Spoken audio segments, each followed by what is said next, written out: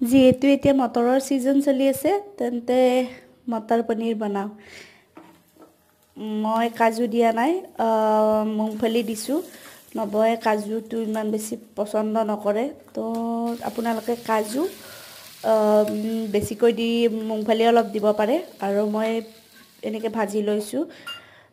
যিহেতু মিক্সি গ্ৰাইণ্ডাৰত দিম, তো বিলাহীবিলাক ডাঙৰ ডাঙৰকৈ ৰাখিছোঁ। তো এনেকৈ মিক্সি দি দিলোঁ। তাৰপিছত পনীৰখিনি কাটি লৈছোঁ।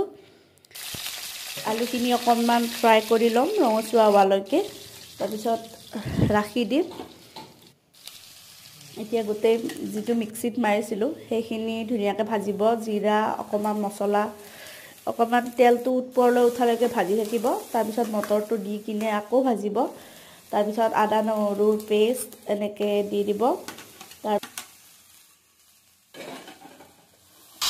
তাৰপিছত ভাজি থোৱা আলুখিনি দি উঠি ধুনীয়াকৈ ভাজি লৈ তাত গৰম পানী অকণমান দি পনীৰখিনি দি দিব। মই পনীৰখিনি ভাজি নলওঁ, তেতিয়া মানে ছফ্ট হৈ থাকে।